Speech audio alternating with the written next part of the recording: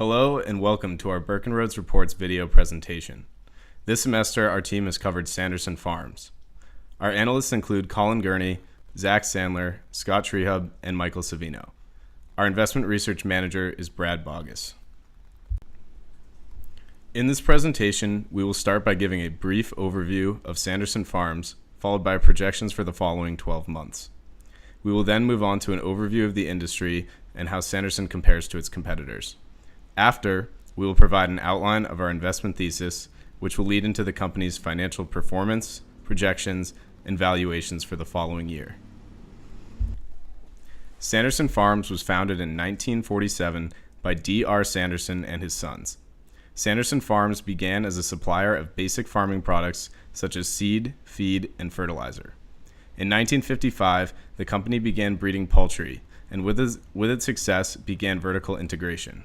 Throughout the next 20 years, Sanderson Farms expanded its market share in Mississippi and began operations in Louisiana. In 1986, Sanderson Farms acquired National Prepared Foods, further expanding processing and preparing operations. The company went public in 1987. Moving on to our products, Sanderson produces a wide variety of processed chicken products and prepared chicken items. Processed chickens are either sold as ice-packed, whole chickens, or as a variety of value-added chicken products. Sanderson Farms' value-added chicken product line includes chill pack, fresh bulk pack, and frozen chicken, representing 98% of total net sales revenue. Sanderson Farms' chicken products are sold primarily at spot commodity prices and as such reflect price fluctuations typical of commodity markets. Lastly, the operations of Sanderson begin with two fully owned subsidiaries.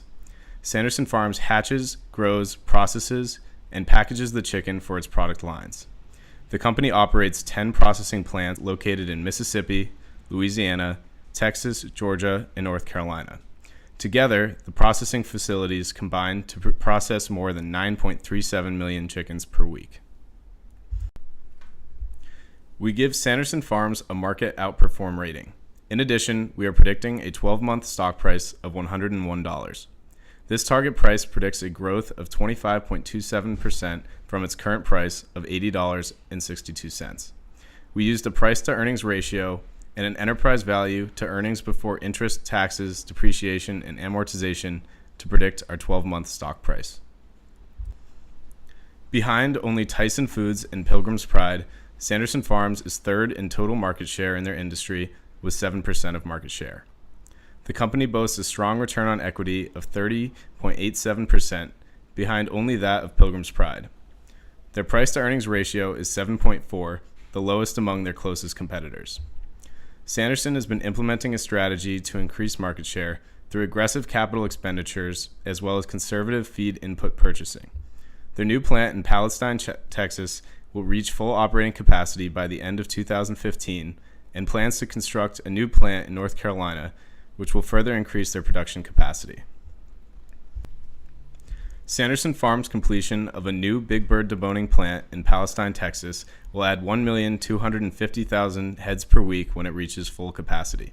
In addition, their prospective plant in North Carolina will add the same amount of capacity in the same segment, which has proven to be the most profitable for the company. This new capacity, along with increasing chicken demand among consumers in both the retail and food service industries, as well as record high chicken prices, are allowing for Sanderson's highest revenue figures in years. These trends appear to be here to stay, and Sanderson looks to capitalize. Along with these price and demand advantages come low feed grain costs for the company, which they are taking advantage of to continue to boost profits. Along with their cost-efficient production techniques, these factors are increasingly advantageous for Sanderson Farms. However, Sanderson Farms is facing a hurdle with some temporary import bans in China and Russia, which is costing the company revenue in their export segment, which accounts for 10% of their business. However, these issues are consistent among their competitors as well, and these bans should be eliminated in the foreseeable future. In 2014, Sanderson Farms reported strong financial results as sales revenue increased 3.4% and net income increased 90.4%. The market price of chicken reached historically high levels, driving Sanderson's revenue growth. Sanderson's management believes that chicken demand will continue to outpace industry capacity increases in 2015, resulting in a stable price environment going forward. Sanderson Farms is well positioned to capitalize on higher chicken prices as the opening of a new plant in Palestine, Texas, will increase production and drive further revenue increases. Sanderson's increased profitability was largely the result of depressed feed grain prices, which account for almost 50% of the company's total expenses. The United States Department of Agriculture projects that feed grain prices should remain near current lows in 2015, which should drive further margin expansion and increased profitability for Sanderson Farms.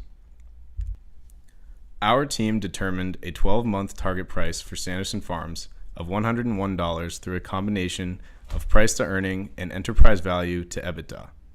We tested out several other methods and included the discounted cash flow method and price to book value, but found these results were not aligned with our outlook for the future of the company or too extreme of a result to include.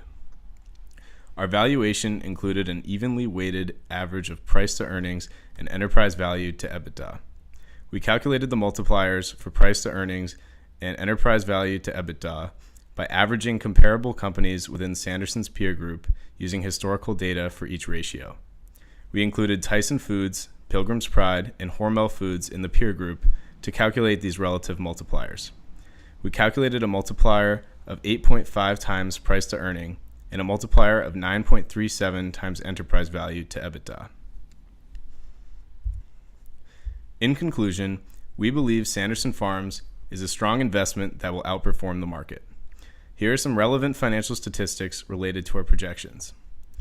The current low cost of feed input, increasing profit margin and expansions from additional processing facilities resulting in higher revenue both suggest Sanderson Farms will continue to grow in the coming years. Thank you for watching our Burke and Rhodes Report video presentation. You may find a full report version of our report at www.freeman.tulane.edu/burkenroad/companies.php.